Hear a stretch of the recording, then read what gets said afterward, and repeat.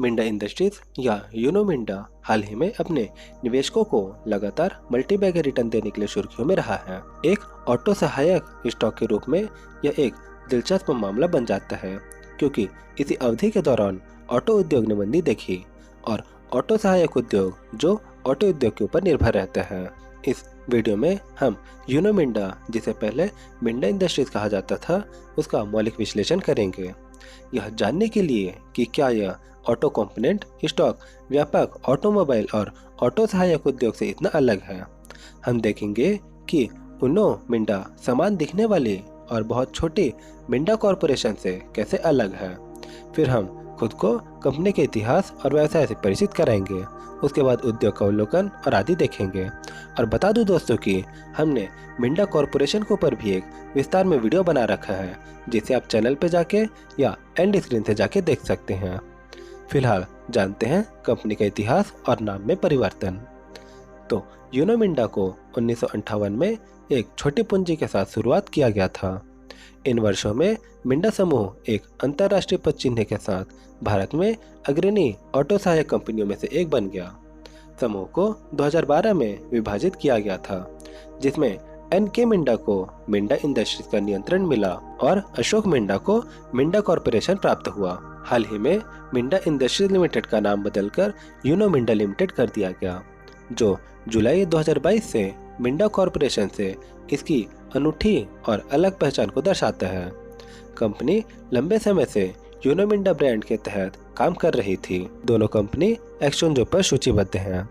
इस वीडियो के बनाए जाने तक यूनो मिंडा का बाजार पूंजीकरण करीब 32,000 करोड़ रुपए के आसपास है, जबकि दो कंपनियों में से छोटी मिंडा कॉरपोरेशन की बाजार पूंजीकरण करीब 5,000 करोड़ रुपए के आसपास थी। कंपनी का ओवरव्यू। यूनो मिंडा प्रमुख मूल उपकरण निर्माता मतलब कि OEM या ओरिजिनल इक्विपमेंट मैन्युफैक्चरर को ऑटोमेटिव या घोड़े गाड़ियों के कलपुर्जे का एक प्रमुख टियर 1 आपूर्ति करता है।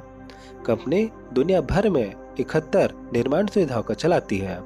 इसके Bharat, Indonesia, Vietnam, Spain, Morocco, Mexico, Colombia और जर्मनी में निर्माण संयंत्र हैं और इसके अतिरिक्त ताइवान, जापान और स्पेन में इसके डिजाइन केंद्र हैं।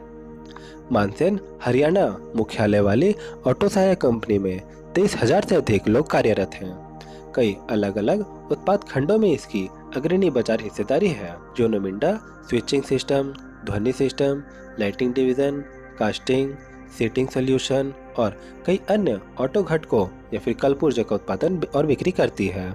बिजनेस सेगमेंट की बात करें तो स्विच डिवीजन और लाइटिंग डिवीजन कंपनी के रेवेन्यू में क्रमशः 28% और 22% के साथ प्रमुख योगदान करता है। भौगोलिक क्षेत्रों के अनुसार निर्यात से राजस्व का 15% हिस्सा आता है, जबकि घरेलू बिक्री से आय का रिमेनिंग या फिर बचा हुआ 85% हिस्सा उत्पन्न आता है या फिर उत्पन्न होता है। उद्योग का अवलोकन। दोस्तों, ऑटो सहायक उद्योग की वृद्धि सीधे ऑटो उद्योग पर निर्भर रहती है। भारत में पूरे ऑटोमोटिव उद्योग ने पिछले कुछ वर्षों में गिरावट देखी है और ये बात मैंने अपने कई वीडियो में बता चुका हूँ। Society of Indian automobile manufacturers SIAM के प्रोडक्शन नंबर आपकी स्क्रीन पर दिए गए हैं। इन आंकड़ों से आप स्थिति जो है वो आप समझ सकते हैं, लेकिन आंकड़े ये भी बताते हैं कि दोपहिया वाहनों को छोड़कर भारतीय उद्योग ने अन्य क्षेत्रों में हाल के वित्त वर्षों में वापसी की है। भारतीय ऑटो सहायक क्षेत्र ने वित्त वर्ष 2021-22 में लगभग 17% की वृद्धि देखी है। यह वृद्धि फाइनेंशियल ईयर 2021 में कम आधार और उच्च वाहन उत्पादन, प्रतिस्थापन और ज्यादा निर्यात मात्रा द्वारा आगे लाई गई थी। इसके अलावा सामानों की अस्थिर कीमतों ने भी इसमें सुधार में मदद की। वित्त वर्ष 2023 में ऑटो कंपोनेंट उद्योग के दोहरे अंकों में विस्तार का अनुमान है। अब इस बात का समर्थन के रूप में कार्य करने वाले विभिन्न उत्प्रेरकों के साथ मध्यम और दीर्घकालिक संभावनाएं आशावादी हैं। आगे बढ़ते हुए वाहन प्रीमियकरण, उच्च स्थानीयकरण, उच्च निर्यात और नई इलेक्ट्रिक व्हीकल अवसरों के परिणाम स्वरूप प्रति वाहन उच्च सामग्री से भारत में ऑटो सहायक कंपनियों के विकास की उम्मीद है। Auto component manufacturers association ACMA ने भारतीय ऑटो सहायक क्षेत्र को 2026 तक $200 बिलियन के राजस्व को छूने का अनुमान लगाया है। यह वर्तमान स्तरों से लगभग 4 गुना ज्यादा है। और अब यहाँ तक उम्मीद करता हूँ दोस्तों कि आपको यूनिमिंडा के बारे में बहुत ही जानकारी मिल गई होगी, और इसीलिए आपसे विनती करूंगा कि वीडियो को जरूर लाइक कर दिए, जिससे कि हमारा उत्साह बने रहे। और चलिए अब जानते हैं राजस्व और शुद्ध लाभ वृद्धि। ऑटोमोबाइल क्षेत्र में मंदी के बावजूद कंपनी का परिचालन राजस्व वित्त वर्ष 2018 में 4,548 करोड़ रुपए से 12.42% की प्रभावशाली CAGR से बढ़कर वित्त वर्ष 2022 में 8,313 करोड़ रुपए हो गया। इसी अवधि के दौरान वित्त वर्ष 2022 में इसका शुद्ध लाभ असंगत रूप से बढ़कर 413 करोड़ रुपए हो गया है, जो सालाना 4.53% की गति से बढ़ा। वर्ष दर वर्ष यानी कि ईयर ऑन ईयर वृद्धि के अनुसार परिचालन राजस्व और शुद्ध लाभ वित्त वर्ष 2022 में क्रमशः 30.42% और 66.53% बढ़ा। वित्त वर्ष 2020 और 21 को छोड़कर दी गई तालिका में यूनोमिंडा की परिचालन आय में लगातार वृद्धि पर प्रकाश डाला गया है। प्रॉफिट मार्जिन, ऑपरेटिंग और नेट प्रॉफिट। यूनोमिंडा के लाभ मार्जिन में पिछले 5 वर्षों में गिरावट आई है।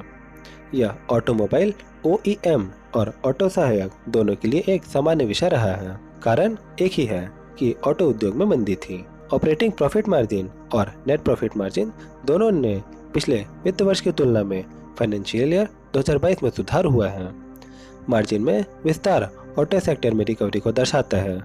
दी गई तालिका पिछले 5 वित्तीय वर्षों में यूनोमिंडा के परिचालन मार्जिन और शुद्ध लाभ मार्जिन को दर्शाती है। वापसी अनुपात में ROC और ROE। हमने ऊपर देखा कि पिछले कुछ वर्षों में यूनोमिंडा का राजस्व कैसे बढ़ा, लेकिन इसका मार्जिन प्रभावित हुआ। वित्त वर्ष 2022 में ही इस शुद्ध लाभ वित्त वर्ष 2019 के स्तर को पार कर गया था। इस खंड में हम ऑटो सहायक कंपनी के रिटर्न अनुपात पर एक नजर डालते हैं। नियोजित पूंजी पर वापसी और इक्विटी पर वापसी।